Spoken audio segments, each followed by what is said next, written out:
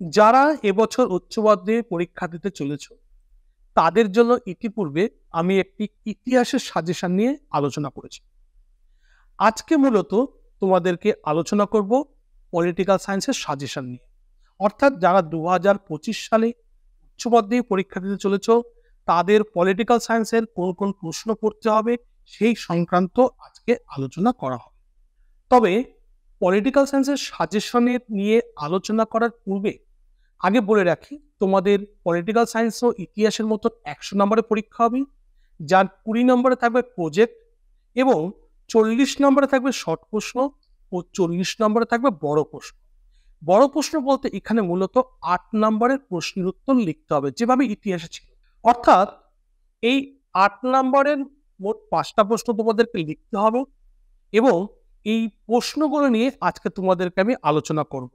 So student, this is Rajiv sir. Welcome to my channel, Pragati Learning Diary.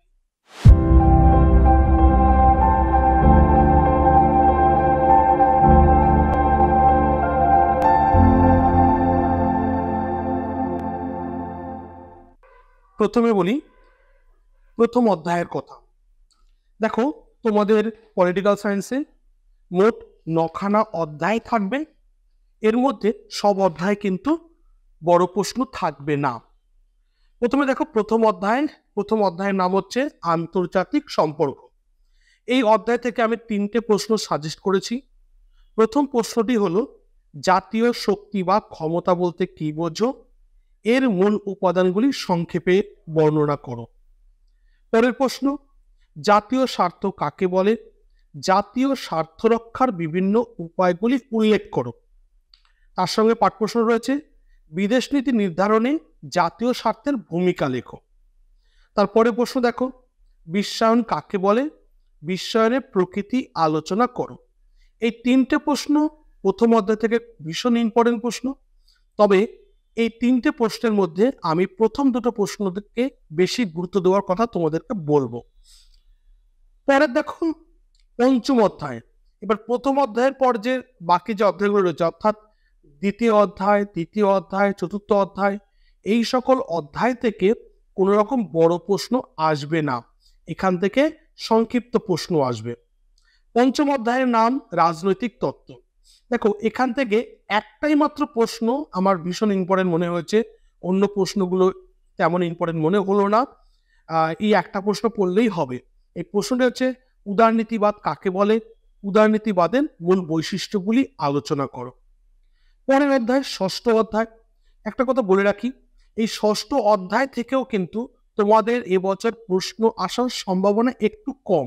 এর কারণটা হচ্ছে, এই অধ্যায় থেকে শর্ট প্রশ্ন অথবা বড় প্রশ্ন আসতে পারে। তাও আমি তোমাকে দুটো বড় প্রশ্ন দিলাম, তোমরা প্রশ্নটা দেখে যাও। তোমাদের ষষ্ঠ অধ্যায়ের নাম হচ্ছে সরকারের বিভিন্ন বিভাগ। এখানে দুটো প্রশ্ন দিয়েছি। প্রথম প্রশ্নটি হলো, এক কক্ষ বিশিষ্ট আইনসভার পক্ষে ও বিপক্ষে যুক্তি দাও। আরেকটি প্রশ্ন হলো, ক্ষমতার স্বতন্ত্রীকরণ নীতি বলতে কি বোঝো? এর পক্ষে ও বিপক্ষে যুক্তি দাও। পরের অধ্যায় দেখো, সপ্তম অধ্যায়। এই সপ্তম অধ্যায় থেকে তোমাদেরকে দুটো প্রশ্ন দিলাম। সপ্তম অধ্যায়ের নাম হলো ভারতের শাসন বিভাগ। এখান থেকে রাষ্ট্রপতির ক্ষমতা ও কার্যাবলী, এটা ভীষণ ইম্পর্টেন্ট প্রশ্ন। আরেকটি প্রশ্ন, ভারতের কোনো একটি রাজ্যের মুখ্যমন্ত্রীর ক্ষমতা ও পদমর্যাদা আলোচনা করো। গত বছর এই অধ্যায় থেকে, অর্থাৎ 2024 সালে, এখান থেকে এসেছে প্রধানমন্ত্রীর ক্ষমতা ও কার্যাবলী এবং রাজ্যপালের ক্ষমতা ও কার্যাবলী। এবছর কিন্তু এই রাষ্ট্রপতি এবং মুখ্যমন্ত্রী, এই দুটো প্রশ্ন ভীষণ ইম্পর্টেন্ট। এরপরে আসছি অষ্টম অধ্যায়। অষ্টম অধ্যায়ের নাম ভারতের আইন বিভাগ। এখান থেকে দুটো প্রশ্ন আমি সাজেস্ট করেছি। প্রথম প্রশ্নটি হলো, ভারতীয় পার্লামেন্টের ক্ষমতা ও কার্যাবলী আলোচনা করো। এবং দ্বিতীয় প্রশ্নটি হলো, ভারতীয় পার্লামেন্টের আইন পাশের পদ্ধতি ব্যাখ্যা করো। এই দুটো প্রশ্নের মধ্যে প্রথম প্রশ্নটা, অর্থাৎ পার্লামেন্টের ক্ষমতা ও কার্যাবলী, এটা ভীষণ ইম্পর্টেন্ট। দ্বিতীয় প্রশ্নটা ইম্পর্টেন্ট, কিন্তু দুটো প্রশ্নের তুলনামূলকভাবে প্রথম প্রশ্নটি বেশি ইম্পর্টেন্ট। এরপরে আসছি নবম অধ্যায়। নবম অধ্যায়ের নাম ভারতের শাসন বিভাগ। এখান থেকে দেখো, তোমাদেরকে 4টে প্রশ্ন সাজেস্ট করেছি। প্রথম প্রশ্নটি, ভারতের সুপ্রিম কোর্টের গঠন ও কার্যাবলী আলোচনা করো।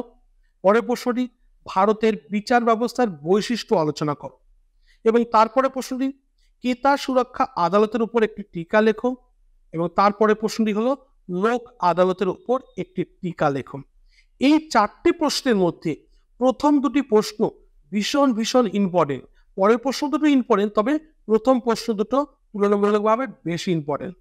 এই রইল তোমাদের সাজেশন। মোট 14টা প্রশ্ন দিয়েছি।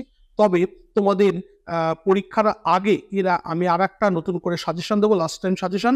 তোমরা এখান থেকে টেস্ট পরীক্ষা এবং ফাইনাল পরীক্ষা দুটো পরীক্ষায় কিন্তু তোমরা কোশ্চেন কমন পেয়ে যাবে।